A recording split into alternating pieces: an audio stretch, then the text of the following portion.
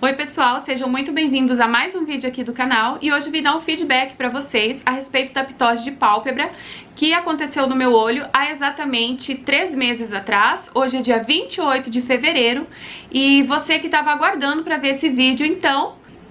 Eu estou aqui então com o Dr. Fábio Gelleri e ele faz aplicação de Botox aqui na clínica dele e ele vai estar falando um pouco como funciona a aplicação. Muito obrigada então, Dr. Fábio, por estar falando com o público do meu canal. É um prazer estar aqui com vocês. A toxina botulínica, na realidade hoje muito conhecido como Botox, ela surgiu foi descoberta há mais de um século atrás. Na década de 80, ela começou a ser utilizada na medicina. Então, na medicina, a toxina botulínica ela pode ser utilizada tanto para a finalidade estética como para a finalidade patológica.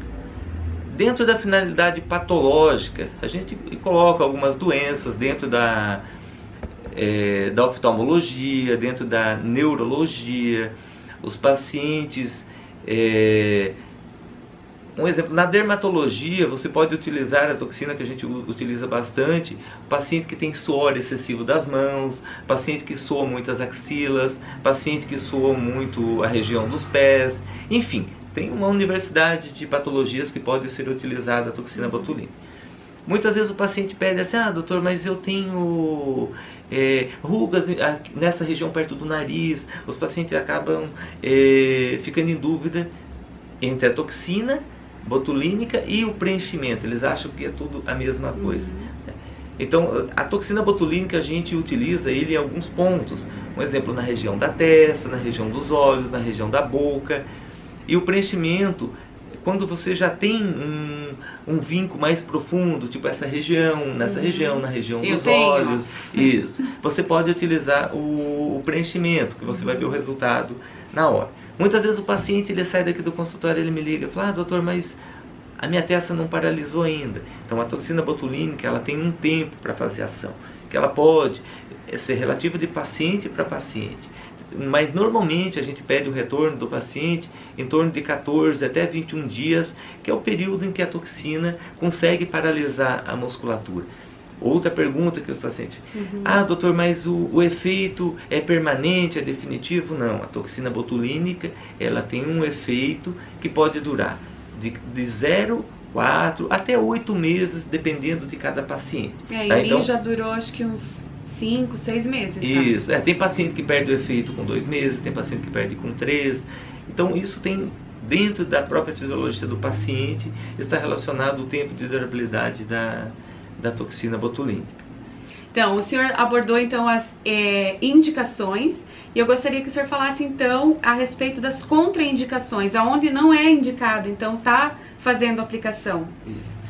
Então assim, a toxina botulínica é dúvida de muitas pessoas que têm medo de fazer a toxina. Doutor, eu vou ficar tudo repuxada, meu olho vai fazer isso, minha boca vai fazer isso. Então assim, a toxina botulínica hoje, ela tem as indicações e tem as contraindicações que a gente vai depois, e complicações. Então as contraindicações hoje, normalmente, a gente não utiliza em paciente que é gestante, tá? Paciente com algum quadro neurológico em tratamento. Então assim, são N os quadros neurológicos. Paciente com alergia às proteínas do ovo, tá? Também deve evitar. Paciente que usam alguns tipos de medicamentos, tá? Não vou citar o nome, mas tem medicamentos que fazem com que reduza o tempo da toxina. E assim, existem N outros fatores que podem também contribuir como contraindicação. Então, aí tem alguns cuidados que tem que ser tomado após a aplicação, né? Quais seriam esses cuidados? Então, os cuidados após a aplicação da toxina botulínica, que é bem importante para a gente evitar as complicações pós-toxina botulínica. Então, um dos cuidados após a aplicação, você não deve fazer exercício físico, tá? O exercício físico, você não deve fazer massagem no local, evitar deitar após até 4 horas após a aplicação. Evitar o uso de alguns medicamentos, anticoagulante, aspirina, para evitar alguma formação de algum hematoma. Tudo isso ele acaba desencadeando consequências que são as complicações que a gente vai passar agora. Então, agora o Dr. Fábio vai estar falando um pouco sobre as complicações, que no caso foi uma das complicações que aconteceu comigo, né? Que vocês ficaram sabendo aqui através do canal.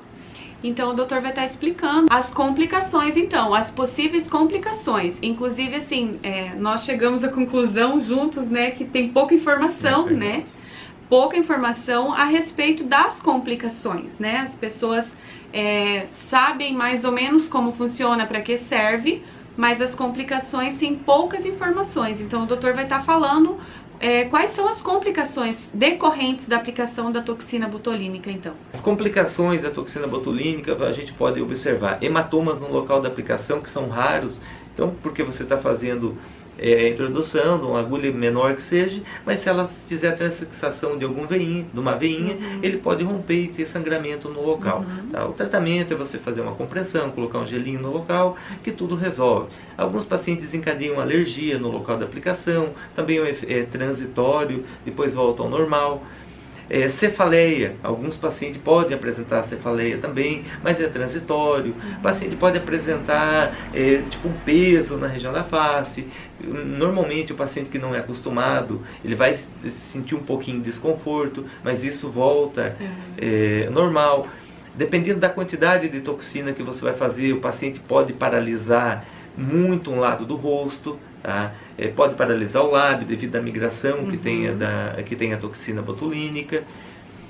Mas as complicações da toxina botulínica, elas podem decorrer de várias maneiras. Tá? Uma das maneiras é você fazendo a toxina botulínica de maneira errada. Tá? Você aproximando muito próximo de um músculo que não pode, que tem um limite hoje que a gente pode abordar aonde vai ser aplicado. A quantidade que você vai fazer da toxina botulínica, então você não pode exceder a quantidade que a gente utiliza em unidades. A diluição da toxina botulínica também você tem que ter muito cuidado, que senão deixa o produto muito solúvel e consegue ter uma migração. E mesmo assim o paciente pode, mas é muito pequeno, às vezes menor, até de 1%, o paciente pode ter uma migração e acontecer uma ptose de pálpebra, como foi o teu caso.